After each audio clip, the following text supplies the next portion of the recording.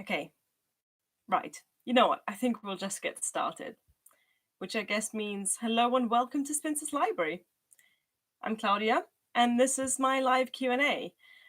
So, at the end of this video, I'm going to draw the winner for the giveaway. So thank you for everyone who's entered. There have been almost 30 entries, and what I've done is I've written them all onto little slips of paper, all the names, and they're in here. So hope you can hear that. So that's going to be soon. I'm hoping to not make this too long because I do have about 30 questions to go through. And to be honest, this is quite near my bedtime because I do go to bed super early. But I thought this was a good time for both viewers in America and in Europe and anywhere else. Hi, Robin. I know, right? I'm very excited to wear this today. I got this secondhand online. Say hello to Robin, the guest spinster, by the way, who's joined us in the comments. Okay, it is 9 o'clock now, so let's get started with the questions. So these were questions that were posted on my announcement video. First one is by Petreyu, and she asked, if you could pick 3 literary characters to have tea with, who would you pick? Now, I had to think about this quite a long time, and I have decided to go for Professor McGonagall from Harry Potter, for obvious reasons, because she'd bring the Scottish shortbread. Also, Mrs. Bennet from Pride and Prejudice, because she would be hilarious. And for the same reason, I would pick, what's his name, from The Importance of Being Earnest, Algernon from The Importance of Being Earnest. I think we'd have a really wonderful tea party, the 4 of us. The second question from Cozy Reader Kelly, who's also there in the comments, says, what are your hobbies outside of reading? And that's basically anything that I can do indoors. I don't like going outside. So for example, I like playing Magic the Gathering. Today I went to a Magic the Gathering pre-release. Don't know if any of you play as well, but I enjoyed that. I also really like cooking and baking. I'm a pretty decent baker and I'm an alright cook as well. And just watching TV, really. It's quite boring. The next question is from Kathy Bolton, saying, have you always loved to read? Do you have a favorite childhood read? What is your doctorate about, and will you teach after? So let's go through these one by one. Have you always loved to read? Yes, I learned to read pretty early, mostly because my mum had a psychologist friend who used me as an experiment. So I was taught to read really early on, and I've always loved to. Do I have a favorite childhood read? Well, when I was really little, I read kind of the kids' classics, you know, the one about the caterpillar. Can't remember the English name of that right now. There was also The Rainbow Fish. That's originally a German book. And then as I got older, I got into Enid Blyton, for example. I really loved her St. Clair series. German children's classics like Erich Kästner, and then, of course, later Harry Potter and so on. What is your doctorate about? My doctorate is in historical musicology, and I am researching the role of the guitar in the homes and lives of women in the early 19th century in Britain. Will you teach after? To be honest, I don't really know what I'm going to do after my PhD because that's still a really long way off. I'm only doing it part-time, so I've still got another 5 or 6 years to decide. Let me just have a quick look in the comments. Someone asked if the giveaway is panties. Okay, I'm just going to add, well, I'm just going to add Bill as the moderator, and then he can maybe ban people who ask questions like that. Okay, you have the power, Bill. Yes, Andrea, The Very Hungry Caterpillar. It's a classic, isn't it? Oh, I'm glad someone likes Enid Blyton too. She was really, really popular in Germany, like really huge. let's get on to the next question, which is from Nis the Bibliophile. Why Spinster's Library when you're obviously not a spinster? Now, I'm really glad someone asked this because I get this question all of the time. And the reason is, some of you will know this, some of you won't. I actually started this channel with a friend, Charlie, and we were a duo channel. And we called ourselves Spinster's Library with the apostrophe after spinsters, and because we kind of felt like old spinsters sitting together and talking about books while surrounded by cats, and we usually drank a lot of tea as well. And then unfortunately she quit after a few months, um, and I just kept the title and moved the apostrophe. And to be honest, even though it's not quite accurate, I feel like divorce would be quite a drastic kind of action to take just to make sure the channel name fits my life situation. The next question. Oh, yes, that's some good there from Andrea from Infinite Text. Hi, Andrea. She said, when you were little, what was your favorite children's book as a child? And do you have different favorite children's books as an adult where you appreciate them for different reasons?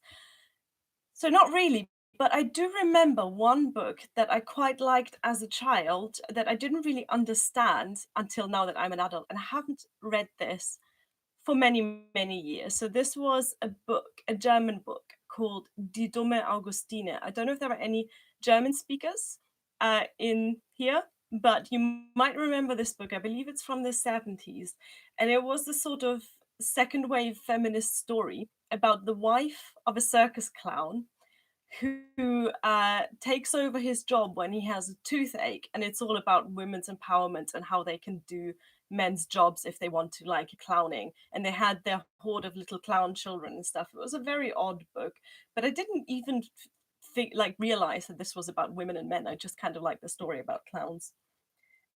She also asked, do you have an author where you love them in particular and their biography and life story, but not necessarily like their actual fiction and work? And the answer is no. I'm not really that interested in authors' biographies. And if anything, it's the other way around, where I like someone's work, but their life kind of is a bit off putting. Andrea also asked, if you could read only about one nonfiction topic for the rest of your life, what would it be? So I like reading about history in nonfiction books, but I also am really interested in food, so I'd have to pick food history. And then lastly, if money, location, and credentials were no limit, and you could have any career of your choice and have your dream job in your dream place, where and what would that be? Well, it would be either something to do with cats or with books. And in terms of where, I prefer living in rural places. I prefer living in small towns. I've never lived in a city and I'm not planning to. So yeah, that's kind of vague, but I haven't really thought much about, my dream career, which is, I guess, why I'm doing a PhD. It's a wonderful way of actually uh, procrastinating on that. Yeah, Robin says a cat library. That's a fantastic idea. You'd have to stop the cats from actually eating the books. That's the only thing. Let's see. Next question by Grace Taylor, who's also there in the comments. What do you want to read this year or looking forward to? So I'm looking for reading more Ian Forster this year. I've got two of his books on my TBR, and I'm hoping to get through those. And I'm also hoping to read at least one Daphne du Maurier this year. Carolina says that Wales is perfect for me then. Yes, actually, the town where I'm living in Wales now is quite similar to my hometown in Germany, which are both kind of small towns, and not quite villages, but they're quite small places. Okay, Jason from Jason's Weird Reads asks, I know that you're in school for a music PhD and that you love reading books. So I was wondering if you also write your own fiction at all. No. I used to write a lot of Harry Potter fiction as a sort of tween, but I have since discovered that I'm not a very creative person. Then Norman Mullins says, what was the first novel or nonfiction book that you absolutely fell in love with? I know Robin's hoping for me to say elsewhere, but the first book was actually the Magician's House series by William Corlett. The first book of that is called Steps Up the Chimney, and it's a really wonderful middle grade story about three children who discover this old house. And there's time travel involved, there's talking animals. It's a really, really wonderful book from the 1990s.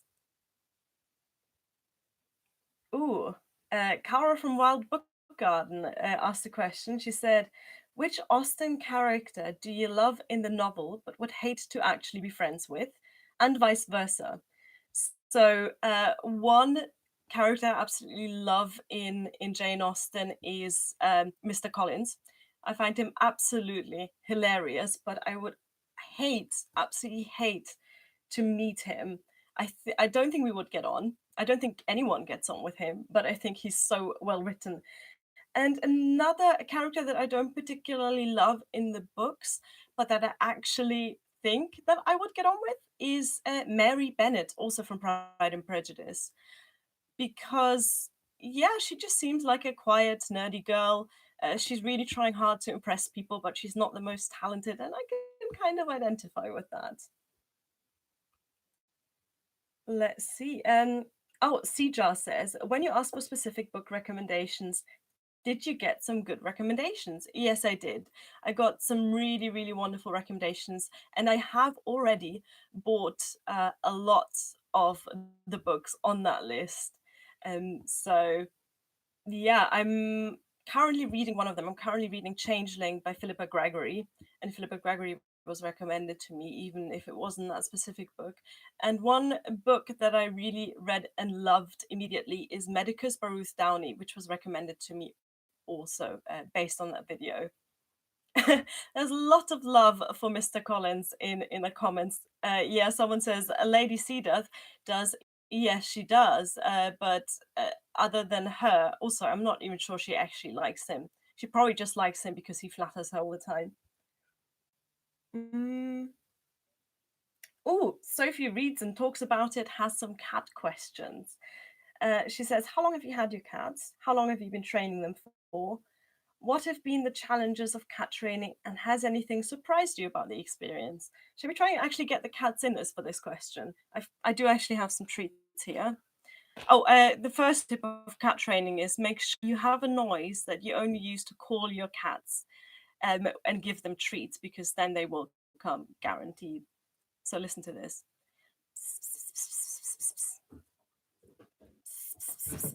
Oh, Beetle's first, and Minerva's here as well. Come on, Beetle. Minerva, could you hear her there? Minerva. They're both on the floor. This is really, really good television. Yeah, I have Trina, but you have to jump on. Come on.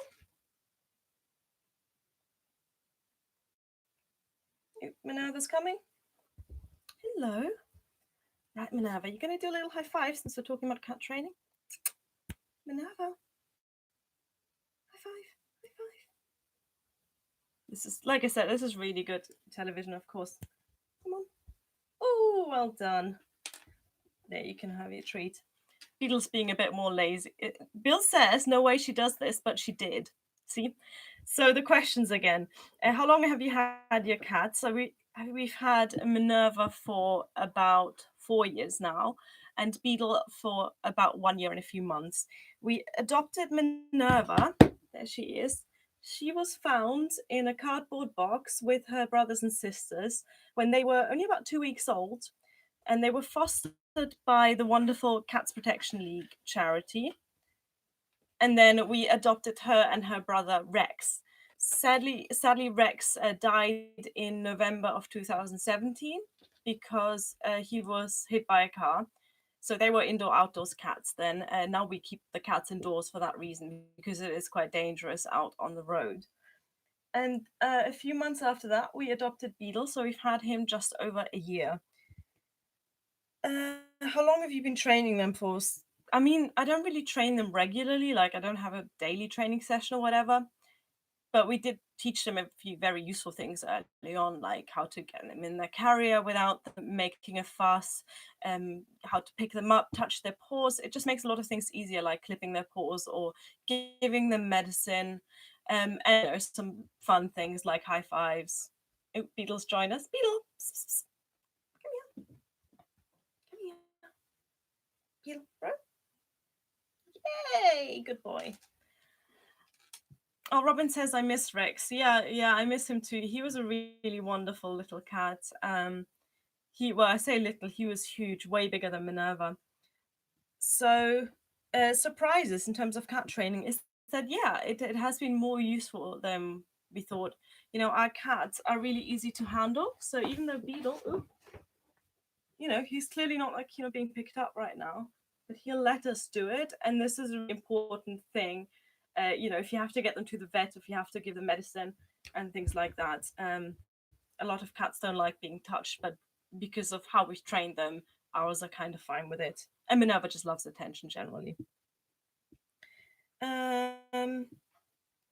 Let's see. Next questions. I've definitely spent too much time talking about cats right now. Joseph Francis Burton, who's also a book teacher, says, "What are your favorite songs to sing?" I'm not very good at singing, but I do love me some classic 70s and 80s pop and rock, especially really catchy and cheesy things. Yeah, Robin knows I love ABBA. Rashmika from Rashmika Likes Books says, "What's your favorite music to listen to, and how has your taste changed over the years? Do you think studying music has changed the way you listen to it?" Yes, both of those things. So my taste in music has changed a little bit, mostly in that I've gotten less pretentious about it. So as a teenager, I would only listen to like goth and heavy metal because I thought that was cool.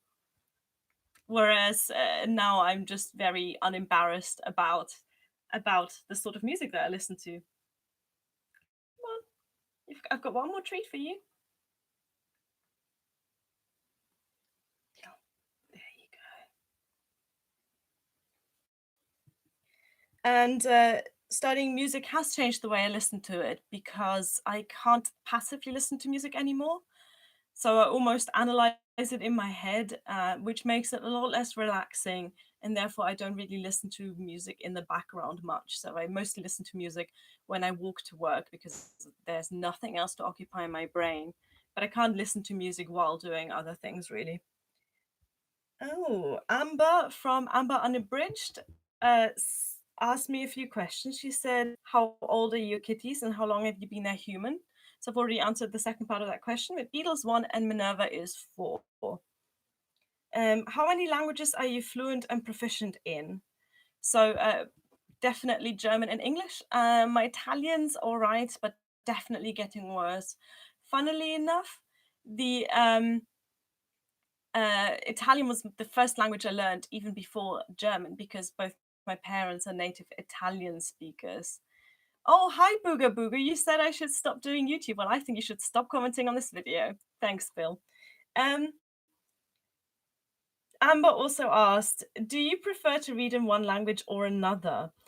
So at the moment, I'm mostly reading in English just because English language books are easier to get hold of here. Weirdly enough, I find poetry easier to read in German. So I guess that's one difference between the two languages. But generally speaking, classics easier in English, poetry easier in German, nonfiction also easier in German, I find, and academic texts much easier in English. And what are your favorite colors? Is also another question from Amber. Red. Red's my favorite color. Okay. Right. Wow. I'm surprised by the amount of trolls that have been in the comments so far because I mean I'm glad that I engaged my husband to deal with them, but yeah, whatever. Uh, Tortoise Dreams asks, "What author do you think is underread, deserves more readers, and would recommend more people need to discover?" I don't know, to be honest. I'm very mainstream with my reading. I don't tend to read like many indie authors or underrated authors. But one author of classics I think is not talked about enough on BookTube is Ian Forster. I think people prefer 19th century classics to 20th century. So that's what I would say to that. But it's not like he's underrated. I mean, he's a pretty big deal. Um, Second question says, oh, so Tortoise Streams say they live in a very touristy area and often hear people speaking German. Since Americans are overly friendly, what might be a good question to begin a conversation and learn about their country, culture, or background? Um, I'd probably say ask about where in Germany they're from, because Germany's quite big, not as big as the US, of course, but it's quite a big country, and different parts of Germany are very different. So, for example, I'm from the Black Forest, so I love talking about my home area. I love talking about the forest and the food, the cakes, of course, and the history of the place. So that's always a good conversation starter. Oh, so many people joining. This is amazing. Hi, Kate. And hi, Tilly. Tilly says, what Ian Forster would you recommend? So, my favorite Ian Forster probably is Morris, but I think Howard's End is a good one to start with. It seems very typical of his writing, and it's just a wonderful, slightly sentimental story. Felix Arker asks favorite authors or books in languages other than English. I think Felix is a German commenter, and most of the books I like in German are children's or young adult books. So I'm a big fan of Erich Kästner, and I also like Rainer M. Schröder. If you know, he is big was a big deal in historical YA. Uh, but I can also recommend Robert Löhr for some really fun historical adventure type books.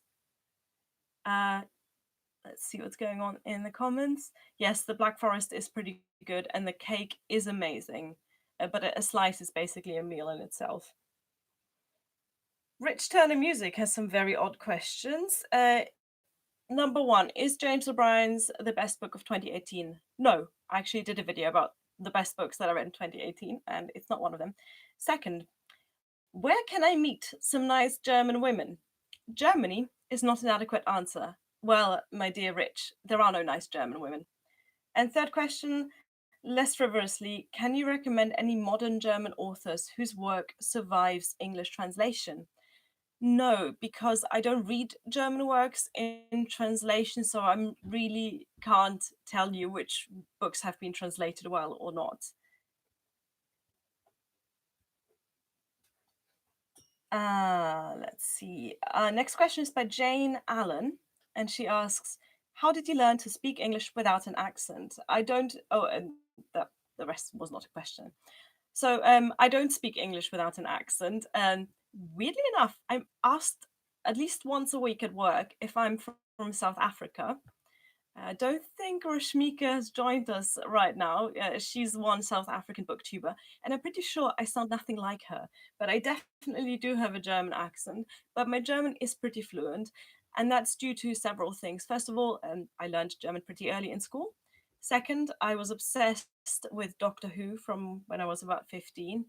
And also, I'm married to an Englishman. We've been together for a long time, and I've been living in Wales now for 4 years. So all of that kind of comes together to make my English pretty good. Fiza Halliwell says, "Do you have any music playing in the background when you're reading?" No, I explained earlier I can't really listen to music in the background. Oh, Bill says in the comments, "Long time." Yes, Bill, I was actually trying to think of the years, but I'm not sure. I think it might be 8 or 9 years. So long enough to, pick up a British accent. Um, Tilly from Tilly's Shelf. Hi, Tilly.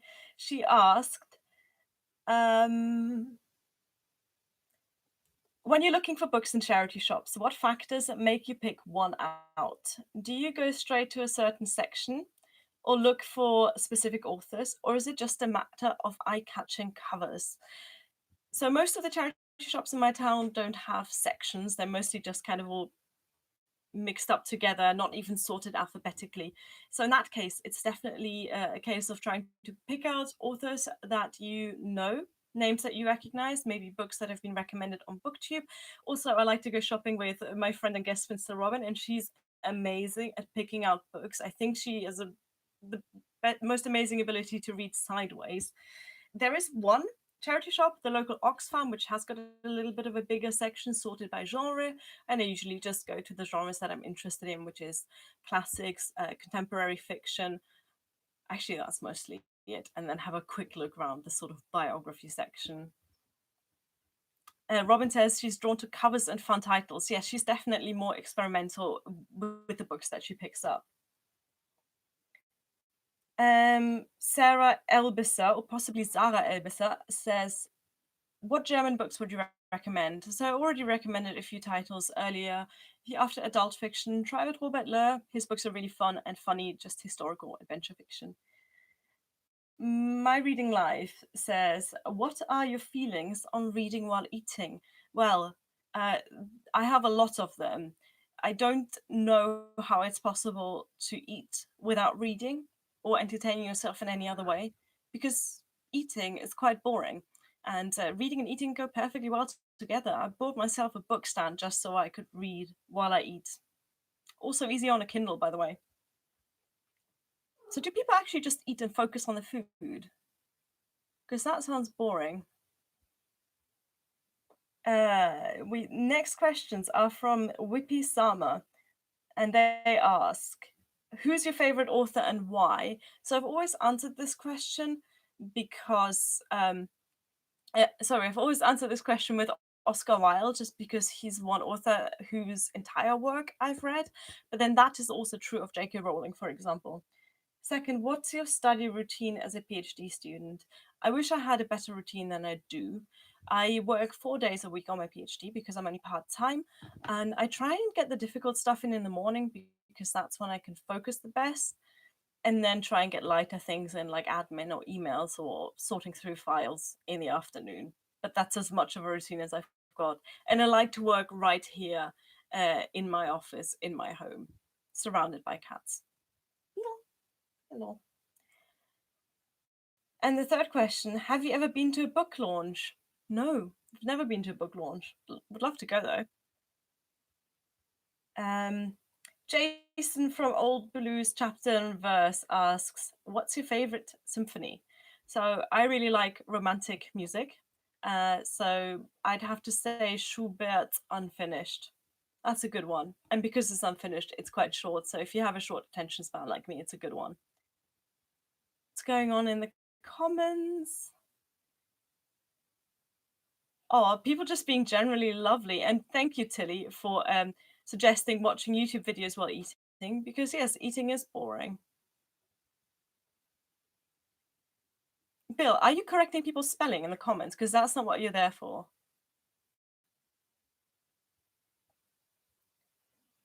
Sunshine and Silver Arrow, who's in the comments as well, hi there, asks, if you got to pick 3 authors to write a book together, who would you pick and what kind of book would it be? Okay, so I'm going to pick J.K. Rowling for the style and storytelling. I find her books very, very easy to read. So I'd love to maybe let her do the actual writing with maybe some jokes thrown in by Oscar Wilde. I'm guessing we can mix dead and alive here. Oh, I see. Bill's making a silly joke about Schubert. So we've got J.K. Rowling and Oscar Wilde, and who shall we add in as well? Um, let's add Enid Blyton for the mid-century morality. Yeah, that should make a very odd sort of book. The next question. Where's the next question? The Tiny Chronicles asks, what is your favorite food to have for breakfast? Okay, so there's this cereal that you can get in Germany that you can't really get in the UK, and I'd love to know if you can get it in your country. It's called Choco Shells. That's a chocolate cereal shaped like shells, made by Kellogg's. Actually, I'm not sure if the Kellogg's one is called Choco Shells, but here in the UK, you can't get the Kellogg's version. The one you can get is the Lidl version, Lidl own brand version from Lidl. So I would have to say that is my favorite breakfast food because it reminds me of home. Have we got any? Yes. Oh, we're actually at the last question already. This is really great. I was worried that this was going to be 2 hours long. So Hlinos from the Lilac Linnet asks, where in Wales would you like to visit but haven't yet? And there are two places. One of them kind of embarrassing that I haven't been there yet, and that is right to the top of Snowdon. Snowdon is the highest mountain in Wales. I can almost see it out my window. It's very, very close to where I live. But Robin, the guest spinster, has promised me that we'll go there this year. So looking forward to that. Yeah, she says we need to go up Snowdon. Yeah, we really do. And the other place that I haven't been to in Wales is Cardiff, which is the capital. Now, Cardiff is a bit further away from where I live, but it's definitely a city that I need to see at some point, and not just for all of the Doctor Who trivia and stuff, because obviously Doctor Who's filmed there. Right, we have gone. Tilly says it's probably less fun than the other mountains near it. Well, either Tilly, I've not been up many mountains yet. Just I guess general laziness. Um, but I'm really looking forward to exploring them this year, probably with Robin. I just need to find myself some solid shoes. So that was all of the questions for the Q&A. So I suggest I'm going to do the giveaway draw yet now. And like I said, I've written up all of the names on a little piece of paper in here. And I'm going to draw that. And then at the end, if anyone has any more questions, I can answer those. And if not, then we'll finish it there. Let's see if I can get a cat to draw this. This isn't going to work, is it? Yeah. Oh, Minerva's coming. Minerva. Minerva. Yeah. Do you want one of these? Do you want one? She's interested. No, okay, fine. I guess I'll draw one.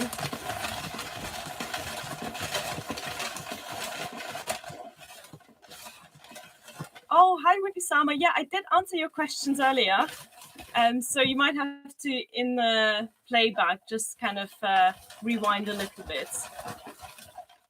Okay, right. I have a winner here for the takeaway. To remind you, the giveaway, the takeaway. Yes, let's do a takeaway. The book giveaway is basically me buying a book for you in a secondhand shop based on your Goodreads profile. Bill says he wants takeaway. Yeah, well, you can buy yourself takeaway. Oh, you know what? I'm really happy. This person won, and it is Amber from Amber Unabridged. Congratulations, Amber. Yeah, so Amber is a fellow booktuber. She has a YouTube channel. Check out Amber Unabridged if you want to check it out. And I'm looking forward to exploring her Goodreads and seeing what to get her. So Amber, I'll send you a message later today asking for your address, and then I'll see what I can find for you. Funnily enough, Amber and I are currently doing a buddy read where we're both being quite lazy about reading this book, so we need to get back onto that. So she's definitely not getting that book from me. But yeah, that was fun. Okay, let me just have a look through the chat to see if there are any more questions. Someone asks, favorite age you've been so far? Oh, as in favorite age of my life. 7 was pretty good. Starting 2nd grade. Yeah, that was fine. That was good. That was a good one. Okay.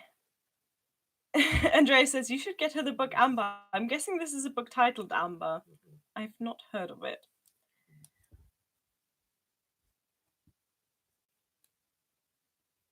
Okay, people say, hey, Beetle. By the way, both cats are on the desk here. There's Minerva right there. Hoping for more treats, but I haven't got any more treats. Okay, there's a new question saying, given the choice, which period in time would you prefer to live in? You see, if you're talking sort of in a fantasy world. I would love to live in the past, but the kind of uncomfortable truth is that we've never had it better than today. So maybe I would pick, say, the early 1990s, because I was alive then, but I don't remember much about it. But really, as much as I'd love to live in the Regency or the 1950s, my life just would have been a lot more difficult back then than it is now. Bill says, "What is the best sauce and why is it salted caramel?" Bill, you're wrong. It's bechamel. Robin says, "Salted caramel giveaway prize, please." My salted caramel sauce is pretty good. People are just now suggesting a lot of Amber related book titles, which I'm not sure is the way I wanted to run this giveaway, but we'll see what I find in the charity shops. Right. As fun as this is, I think I'm going to wrap it up now. I'm getting a little bit tired and I'm really conscious of not making this too long so that people can still enjoy this, watching it later without having to watch an hour long um, video of me rambling and talking to people in the comments. So I'm going to wish you all a good night, and I'm really enjoyed having you here, reading the comments. There are more people watching than I actually thought would watch, and I love that you've all been so engaging in the comments. Thank you also to the 1,000 people who have subscribed to me, because that's the whole reason why I started doing the live thingy. I really appreciate every single one of you who watches and comments on my videos, because the whole dialogue about books is why I started this channel in the first place. Okay, have a good evening, everyone, or have a good afternoon if you're in America. Thank you for watching. Bye. How do I end this? There. Bye.